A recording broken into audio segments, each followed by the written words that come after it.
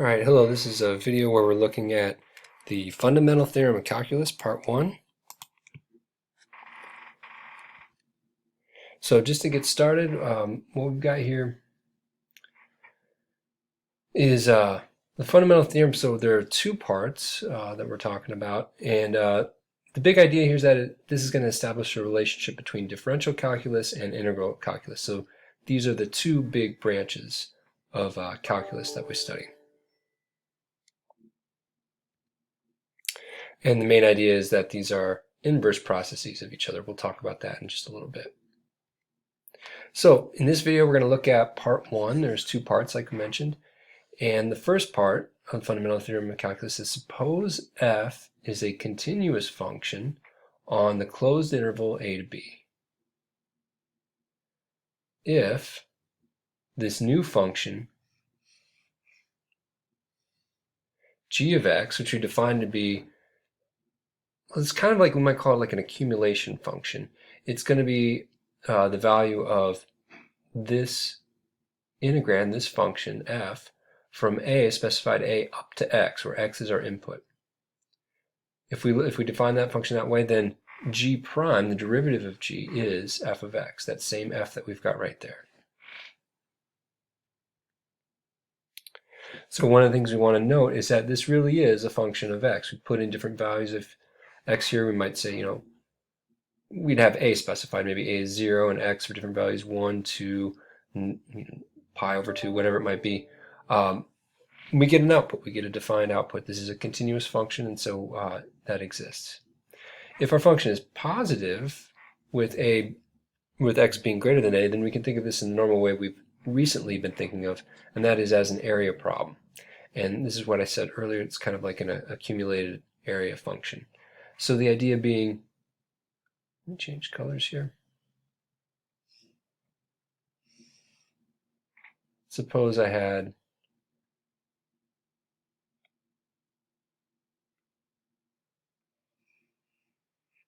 some function here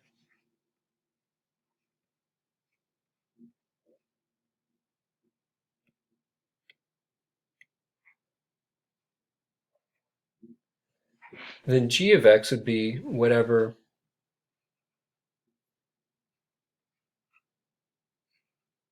this area.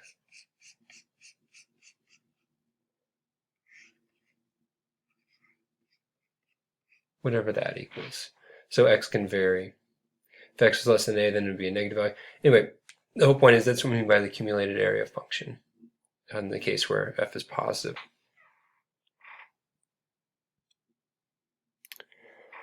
And this is what I'm saying here in words. For given input x, g tells you the area from under the curve from a up to x. So jump back. That's what we're talking about there.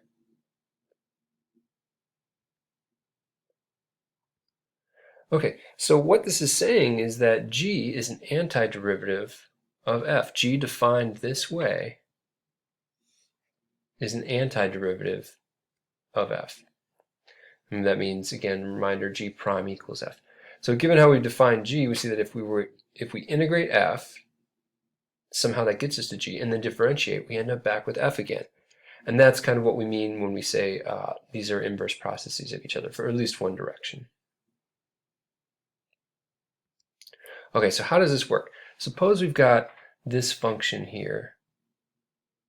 Right, so it's defined in terms of a definite integral, but it's a function of x. The bad way to try to tackle this is to do some sort of weird evaluation and put this as a function of x and then differentiate it. So let me just add don't.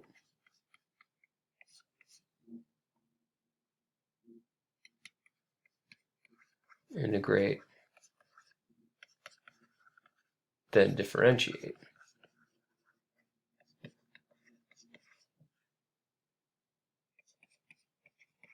Instead, use the fundamental theorem.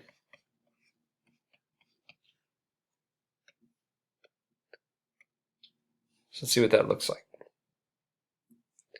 So this integrand function, what we've got in here, it's continuous everywhere, and so we can apply the fundamental theorem, part 1. And what that tells us is this derivative, which we're trying to find, is just exactly this function, this integrand function, in terms of x.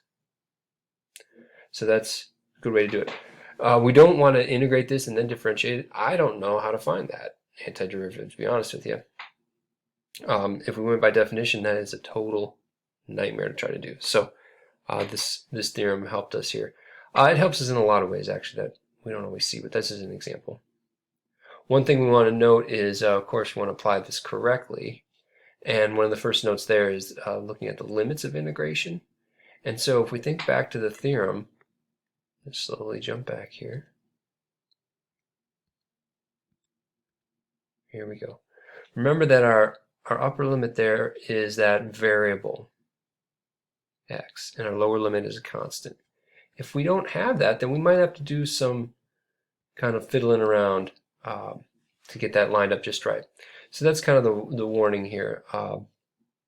Remember that the integral part of the function must be in a specific form. We need that constant in the lower limit and the variable of integration in the upper limit. So remember, we had something like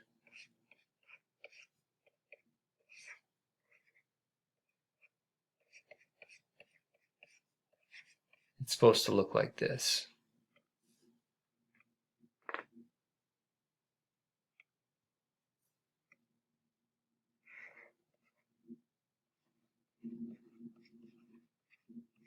Got our constant there, and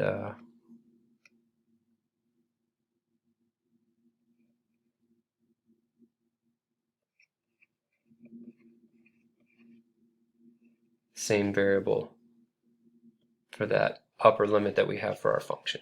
So if it's not like that, we might have to do some manipulation. So here's an example. Now look at this. Here we've got the x there and the constant there. And so that's not exactly in the form where we can use the fundamental theorem, but that's a fairly easy thing to manage. We need the x on its own in the numerator. And the way we do that, we can swap these limits of integration by picking up that negative there. Right, so swapping these, pick up a negative, and now it's exactly in the form that we can use.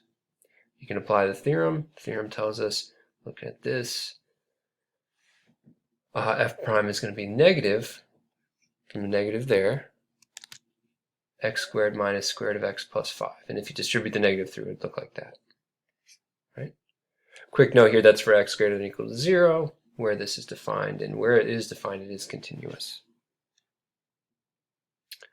Another situation where we want to apply the theorem correctly, we might have something like this, where we've got a function, so not x, but a function of x.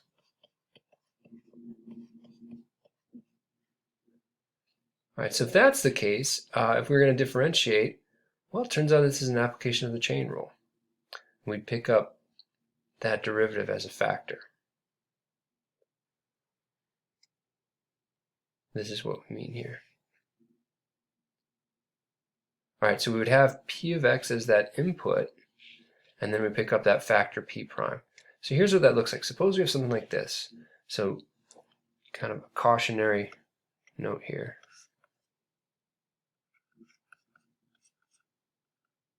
It's not x on its own. Right? So we'd have to do a little bit of maneuvering to try to get that to work. Well, we don't actually have to do any maneuvering, but we have to pay attention to it. So we're going to use the fundamental theorem with the chain rule along the way. What that says is, if we jump back, remember this is what we're looking at, we're going to have f of p of x times p prime in the chain rule. So here was our lowercase f.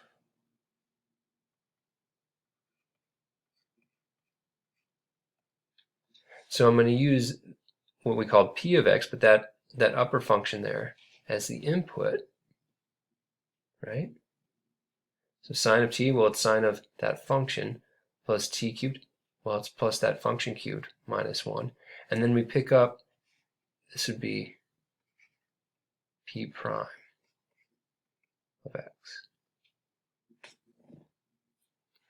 Right? And this part would be your p of x.